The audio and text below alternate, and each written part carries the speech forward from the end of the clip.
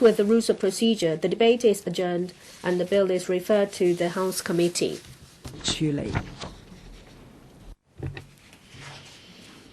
We resume the second reading debate on Inland Revenue Amendment Number 3, Bill 2017. Honourable Kenneth Leung, Chairman of the Bills Committee on the bill, will address the Council on the committee's report. Honourable Kenneth Leung. In my capacity as Chairman of the Bills Committee on Inland Revenue Amendment Number 3, Bill 2017, I wish to report on the work of the Bills Committee. I shall focus on the major issues considered by the Bills Committee. Currently, financial institutions in Hong Kong are required to conduct due diligence and collect the required information from account holders who are tax residents of confirmed partners of Hong Kong in respect of automatic exchange of financial account information in tax matters, hereinafter referred to as AEOI, and report the information to the Inland Revenue Department for exchange with such reportable jurisdictions. To overcome the challenges currently encountered in expanding Hong Kong's AEOI network, the administration proposes to amend the Inland Revenue Ordinance, Chapter 112, to include Hong Kong's prospective AEOI partners as reportable jurisdictions as well. The Bills Committee has no objection to the bill in principle. The Bills Committee notes that at present, only Japan and the United Kingdom, which are Hong Kong's confirmed AEOI partners, are included in the list of reportable jurisdictions as specified in Part 1 of Schedule 17E to the Ordinance. Under the bill, the definition of reportable jurisdictions will be revised to include 72 new jurisdictions, comprising 63 prospective and 9 confirmed AEOI partners as Hong Kong's reportable jurisdictions, and all financial institutions will be obliged to identify and collect information on the financial accounts of tax residents in these jurisdictions. During its course of deliberations, the Bills Committee has explored ways to reduce the compliance burden on financial institutions arising from AEOI data collection and reporting, such as phasing in the reportable jurisdictions by batches and providing financial institutions with certain options in the scope of data submission in the first reporting year in 2018. The administration has considered these suggestions, but maintains the view that their current proposal under the bill has struck a balance of all factors, including expansion of AEOI network, a level playing field for AEOI participants, and assurance of data security. The administration has assured members that it will adopt a facilitating approach and keep the compliance burden of financial institutions to a minimum. The Bills Committee has also explored with the administration the feasibility to prescribe the ordinance the criteria for including new jurisdictions to the list of reportable jurisdictions. The administration has advised that this is not necessary because any future amendment to the list of reportable jurisdictions will continue to be subject to negative vetting by the Legislative Council. And the Council will be duly informed of the considerations involved in proposing such amendments. The Bills Committee has requested the administration to clarify the safeguards for taxpayers' privacy and confidentiality of the information exchanged. The administration has emphasized that Hong Kong will conduct AEOI only with those jurisdictions which have signed dedicated exchange agreements with Hong Kong and fulfill the standard of the Organization for Economic Cooperation and Development, hereinafter referred to as OECD, and the relevant safeguards for protecting data privacy and confidentiality of the information exchanged. The scope and use of information to be exchanged follow the common reporting standard of AEOI set by OECD, and the bill does not alter the privacy and data protection requirements on AEOI in the ordinance and the dedicated exchange agreements. The Bills Committee has called upon the administration to step up publicity to enhance awareness of the general public of the revised AEOI agreements and update the industry guidelines in a timely manner to facilitate compliance. The administration has taken note of the Bills Committee's suggestions. The administration has proposed committee-stage amendments to the bill to include Turkey in the list of reportable jurisdictions and to defer the first reporting year for AEOI with Korea from 2018 to 2019. The Bills Committee has examined and agreed to the amendments. The Bills Committee will not propose any amendment to the bill. The following part of the speech carries my personal comments on the bill. 主席閣下 Madam Deputy, today I just want to inform the general public in relation to the comments from me on the Inland Revenue Amendment Number 3 Bill 2017. First of all, for this bill, I hope members of the public won't be too worried about the leakage of personal data. This is because for this amendment bill, for those residents who will be affected, they are confined to those who are tax residents of a jurisdiction other than Hong Kong. In other words, it means that this person is also a tax resident of another place than Hong Kong. In other words, among the people of Hong Kong, I think such tax residents would account for a minority only. Even with the enactment of the bill, our financial institutions won't be immediately exchanging information with the 70+ jurisdictions on an automatic basis. Before the exchange of information is to take place, there are two important conditions that must be met. First of all, and it is an important one, Hong Kong must have already concluded a comprehensive avoidance of double taxation agreements with a term on automatic exchange of financial account information in tax matters. In the absence of a CDTA, we must also have already concluded tax information exchange agreements. This is the first condition, but this is not the only one. The second condition is that we must have triggered the basis for tax information exchange. Usually, it means that in relation to such an overseas tax authority, we should have a memorandum to be signed, or we need to have an additional agreement. And only after such conditions have been met can we exchange financial account information in tax matters. As I have already reported in my speech earlier on, for the OECD as well as our Inland Revenue Department, they all attach a lot of importance to the question of privacy. And in fact, I hope OECD and other international organizations will make sure that our information will be kept absolutely confidential. Madam President, for this year, we have got a lot of amendments to our inland revenue. This is all because Hong Kong has the status of an international financial center.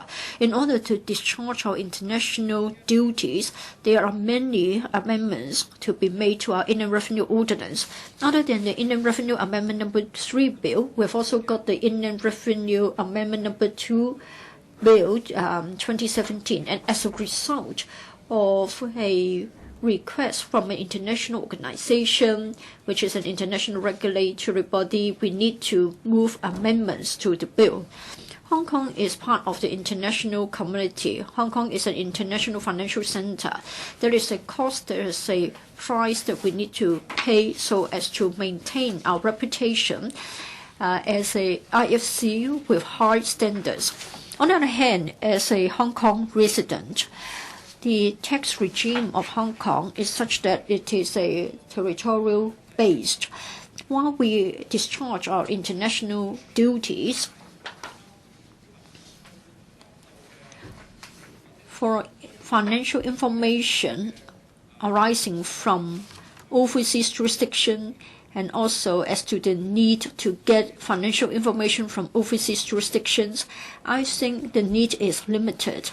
While we abide by the duties, I'm afraid we have to spare a lot of manpower resources and resources of other nature to discharge the duty. But then this is the least that we should do as a member of the international community. I hope that the government of Hong Kong won't have the view that we should be at the forefront of international reform in such matters. I think we should meet the minimum requirements and we will move with the times, and that would be adequate. We don't need to be the forerunner. We don't need to overtake other advanced economies. I think on different occasions, many members have shared the same view. Like during the deliberation of the bill, I would like to draw the attention of the government to this point. At the same time, as to whether we can afford to ignore such international standards, I can tell the public that this isn't quite feasible. Let's take a look of our recent history. On 2 occasions, we were on the verge of becoming a member of the grey list or the black list that is a haven for tax avoidance. In April 2009, that's the first time for the Group 20 Leaders Summit. The leaders met at a summit, and then Hong Kong was still maintaining a low and simple regime. Other members of the G20 group challenged the status of Hong Kong. They wondered whether Hong Kong has become a tax haven, a place for the tax evaders. This is not the case. We have a sound financial basis and we have a stable source of revenue. We have got tax transparency. We have also got a vigorous legal regime to deal with tax avoidance, including cross-border tax avoidance. So for the allegation that Hong Kong was a tax haven for evaders, in fact, this is not true. However, if we don't work hard to meet the minimum international requirements, I'm afraid once again we will be challenged, especially those who are jealous of us. They will pick us as the target of criticism. The latest one took place in 2005, and in fact in July 2015, some EU countries, they weren't major countries, and they said that we should be treated like the Cayman Islands and the British Virgin Islands. In year 2009, the CPG tried her best to negotiate on our behalf, and we were lucky to avoid being included into the blacklist. In 2015, the FSTB also did a lot of work to convince the EU countries that we should no longer be included in the blacklist. However, if we start to become enlisted as a tax haven, do you know about the negative impact it will have a lot of impact on us. Our reputation will be tarnished, and this will have a direct impact on overseas investments in Hong Kong. Take a simple example. If EU is to list Hong Kong on the list of tax havens, when the EU enterprise considers coming to Hong Kong to invest, I think it will think twice, and also the overseas government involved will also be very prudent in giving approval. Some other jurisdictions may also introduce very vigorous requirements concerning financial matters. Say, for example, for Hong Kong residents who are investors having investment in overseas countries, or for us who have lent money to other overseas jurisdictions, for the dividends collected or receivable, a huge part of it would have been withheld. Currently, it may only be 5 or 10%.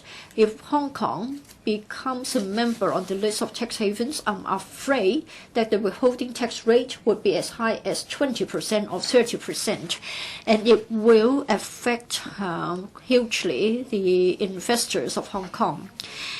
Now, we have this bill, which is the Inland Revenue Amendment No. 3 Bill 2017. We are caught in a very difficult position. For this bill, as I have said, upon enactment, it doesn't mean that we are going to have automatic exchange of information in tax matters with the 73 or 70 plus new jurisdictions. The current system still works in this way. That is, for each and every jurisdiction, we need to start negotiation and we need to conclude a bilateral agreement, either comprehensive avoidance of double taxation agreements or a tax information exchange agreement. For the OECD and the EU, they do have some minimum requirements. By next year, we should at least have concluded the discussion and start AEOI with a certain number of partners. For the time available to us, and given the resources available to the IRD and the FSTB, I just wonder whether we can achieve that. I don't think it is quite possible. A few days ago, the FSTB at a FAP meeting has come up with a proposal. In other words, they would like to see the Multilateral Convention on Mutual Administrative Assistance in Tax Matters to be applied to Hong Kong, to be extended to Hong Kong. For this particular convention, if Hong Kong is to become a party to it, it means that the 100 or so jurisdictions will automatically become our partners. Of course, we need to trigger a particular mechanism before we can have AEOI with such jurisdictions. However, it means that we can have a lot of savings in terms of time and manpower resources. In other words, we don't need to initiate negotiation with the jurisdictions one by one and then sign the agreements one by one. So it is like having a international standard for such matters. Probably in the third or the fourth quarter of this year, will be presented with that particular bill, and I hope that members will take an active part in the discussion and please also support that amendment bill. And I hope that members will also support the request from the IRD or the FSTB if they would like to get more resources from us. Hong Kong, as an IFC, must meet the international organization's requirements. We do have a heavy burden, and I spoke so as to urge members to support the resumption of the second reading debate as well as the third reading of the bill. Thank you. Mr. Ronick Chan. Last At the end of last year, Lausanne of Switzerland released Global Competitive Report. For the second year in a row, Hong Kong has been named the most competitive economy. We are also an excellent international financial center in Asia. We have to keep our competitiveness. Well, of course, we have to fulfill our obligations as a member of an international community as well. The Inland Revenue Amendment Number 3 Bill 2017, I call it Number 3 Bill, will adopt the latest requirement of the OECD to combat tax evasion. I support this bill. The spirit of this bill is that starting from July 2017, all financial institutions will have to identify and collect information in relation to accounts held by tax residents of AEOI partners, that is the 75 jurisdictions starting from May.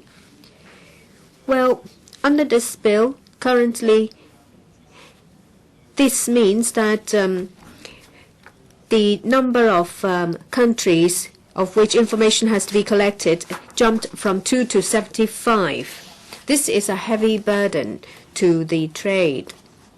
During the scrutiny of the Bills Committee, I, as a member, asked the administration to consider to introduce a staggered approach to increase the proposed 72 newly added reportable jurisdictions in order to alleviate the burden. However, the EU has given a deadline of 2018 as the next reportable year. Any jurisdictions which do not comply with it will be listed as a non-cooperative tax jurisdictions. So there is an urgency, but I'm sure that financial institutions will encounter difficulties and demand in resources. I asked the administration to give flexibility to FIs, financial institutions. Mr. Kenny Flung tried to explain the implications of the bill. I'm still concerned that the implementation of the bill will cause a conflict between FIs and their customers. As I mentioned that originally, FIs only have to collect information of tax residents of Japan and UK. Most residents in Hong Kong would not realize that tax information will have to be given to other tax jurisdictions under the AEOI.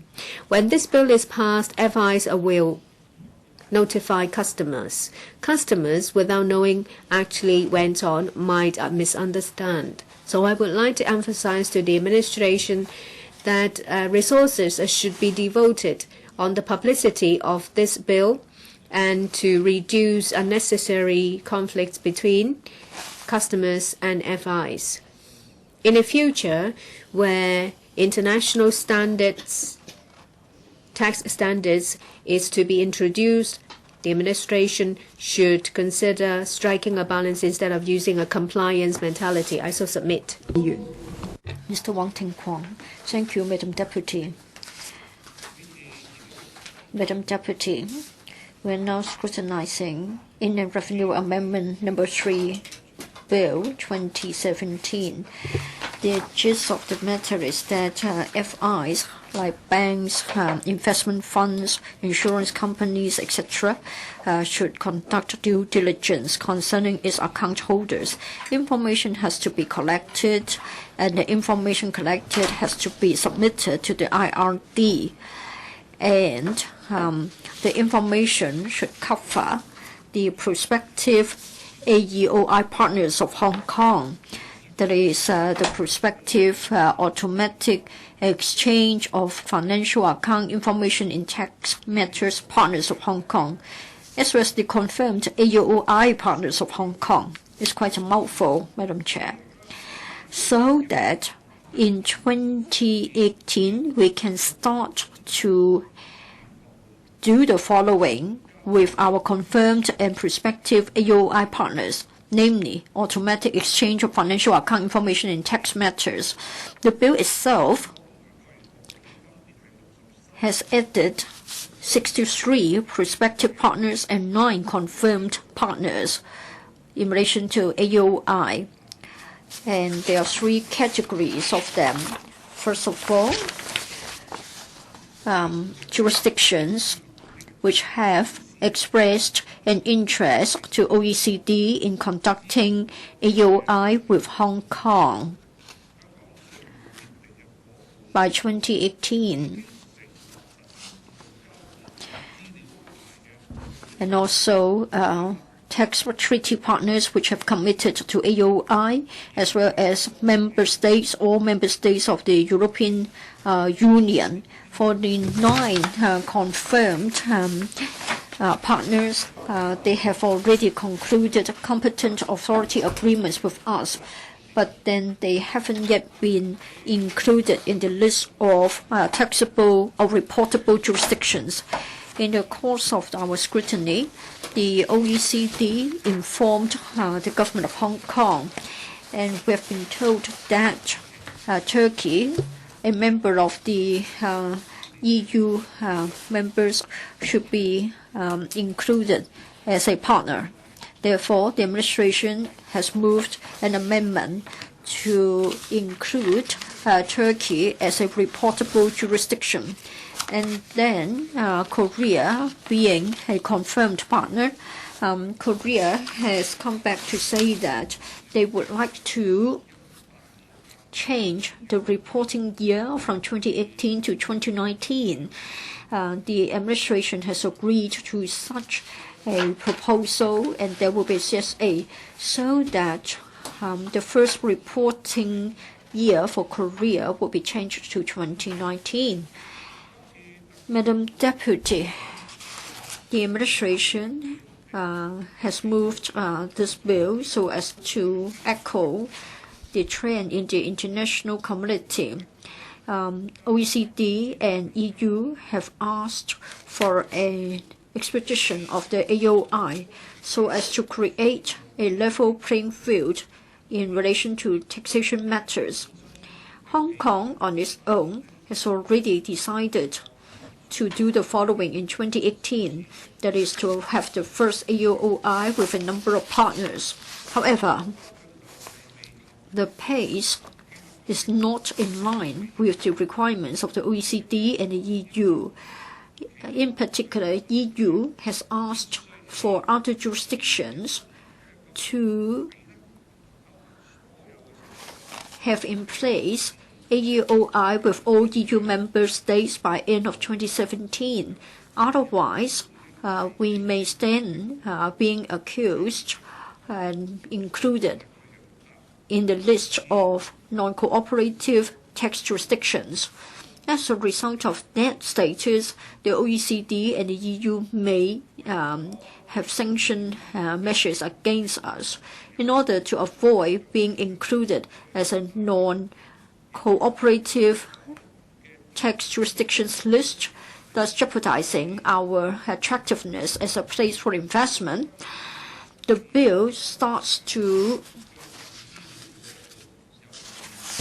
include more jurisdictions as AOI jurisdictions. So the number will jump from a few to over 70. In the course of our deliberation, some members have wondered whether our simple tax regime and our flexible business environment would be jeopardized. They are afraid that the bill may jeopardize our long-term development. They have also told us that the industry has come back with the comment that by expanding the AOI network so drastically would mean that within a short period of time, the workload and the risk of the industry will be greatly aggravated. However, the DAB is in support of the bill. First of all, as an international financial and Economic and Trade Center, we do have the duty, and we need to take part in international taxation cooperation matters. For us to take part in AEOI networks, this is a very important way to show our responsibility. And the OECD and the EU have already started to drop lists of non-cooperative tax jurisdictions. If we are not able to satisfy the requirements of the OECD and the EU in relation to the AEOI, once we become listed as such a non-cooperative tax jurisdiction, it means that we will face certain challenges. First of all, the withholding taxes will be imposed on us. And then there will be the question of non-deductibility of costs of transactions. Such countermeasures would tarnish our image as an IFC as well as a trade and economic center, and will be less attractive to businessmen and investors. In order to follow the mainstream trend, the DAB support the bill as well as the two CSAs moved by the administration. Thank you. Does any other member wish to speak?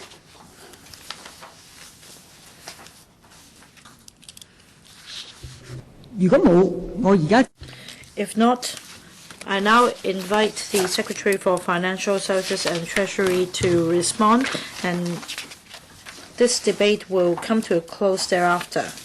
Madam Deputy, the Inland Revenue Amendment No. 3 bill was tabled into the Council in March this year with a view to effectively implement the automatic exchange of financial account information in tax matters, AEOI, and expand the list of reportable tax jurisdictions. The Bills Committee has held 2 meetings and invited stakeholders to express their views. I am grateful to Dr. Kenneth Leung, Chairman of the Bills Committee, and other members for their effort in completing the scrutiny of the bill. As an international financial center, Hong Kong has been striving to enhance tax transparency and combating cross-border tax evasion, and has been preparing for the implementation of the new international standards promulgated by the OECD. At the same time, the international community has been closely monitoring jurisdictions' progress in implementing AEOI and putting emphasis on a wide network of AEOI to ensure a level playing field. In light of this, the OECD and the European Union have kicked off their respective exercises to draw up lists of non-cooperative tax jurisdictions. One of the listing criteria is the progress and the network of implementing AEOI, such as a request that information exchanged must at least include the financial account information starting from the second half of 2017. As I said in the second reading of the bill, in the light of recent developments in the international community, we must expand our AEOI network quickly and take action as soon as possible to keep financial account information starting from the second half of 2017 in preparation to exchange with other tax jurisdictions. The amendments can ensure Hong Kong's effective implementation of AEOI without bringing excessive compliance burden on financial institutions. To implement AEOI, the Inland Revenue Ordinance currently contains a list of reportable jurisdictions, but the list only includes 2 jurisdictions, namely Japan and the United Kingdom. The bill, together with the committee stage amendments, which I will move in due course, propose to expand the list to cover 75 reportable jurisdictions starting from the 1st of July this year, including 11 confirmed AEOI partners and 64 prospective AEOI partners from the following 3 categories. 1. jurisdictions which have expressed an interest to OECD in conducting AEOI with Hong Kong. 2. Or any jurisdictions as suggested by OECD. And 2. Hong Kong's tax treaty partners which have committed to AEOI. And 3. All member states of the European Union. Any amendment to the list of reportable jurisdictions in future are subject to logical scrutiny by negative vetting. The Bills Committee has deliberated at length and in depth on the proposed amendments. I'd like to respond to the three of the major concerns raised by members and stakeholders. First, on reporting requirement, some stakeholders have suggested that financial institutions should be allowed to choose to submit full-year data for 2017 instead of half-year data of 2017, and the financial institutions should be allowed to retain the information before the IRD exchanges information with other jurisdictions. We believe that the proposed reporting requirement in the bill should be in line with our undertaking to the OECD. Submitting half-year data of 2017 only can spare unnecessary misunderstanding or inquiries from clients of FIs, and in any case, submitting half-year data is a special one-off arrangement. To ensure integrity and security of data, FIs should submit the required data to IRD annually. Second, on safeguarding privacy and confidentiality of data, we understand the concerns of the Bills Committee and deputations on ensuring the privacy of taxpayers and confidentiality of information to be exchanged. The administration attaches great importance to this fundamental requirement. I wish to point out that the bill does not alter the privacy and data protection requirements on AEOI in the Inland Revenue Ordinance. The administration has always been mindful about protecting taxpayers' data privacy, and Hong Kong will only conduct AEOI with tax jurisdictions which have signed dedicated exchange agreements with Hong Kong and fulfilled OECD standards and the relevant safeguards for protecting data privacy and confidentiality of information exchanged. I also wish to emphasize that if a Hong Kong resident is not a tax resident of any other jurisdiction, the FIs in Hong Kong will not report their information to the Inland Revenue Department under this scheme. Third is on support and publicity. We understand the additional workload on FIs for fulfilling new responsibilities. After drawing up the legal framework of AEOI in the middle of 2016, the administration has rolled out a series of measures, including API posters and pamphlets on TV and radio, to enhance the public's awareness of the new international standards and the FI's responsibilities. We've also assisted FIs in explaining the new requirements to their clients. The IRD has also set up a dedicated website to provide information on the AEOI and has also drawn up guidelines for FIs and held seminars for them to understand the reporting requirements.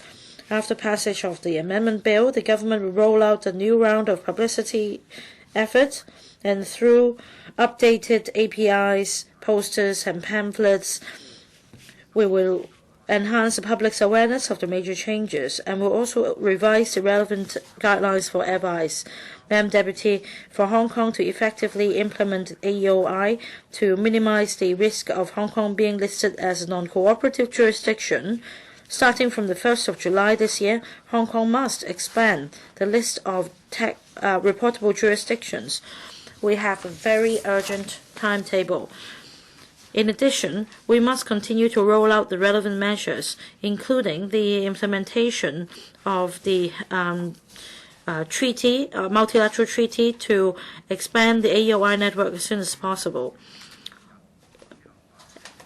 We have just informed the Latcho's panel on financial affairs on the 5th of June that we plan to extend the scope of the multilateral treaty to Hong Kong, and we also plan to table into the Council a bill to implement the relevant proposal in October this year. Madam Deputy, I urge members to support this bill. I so submit, Madam Deputy. And I put the question to you.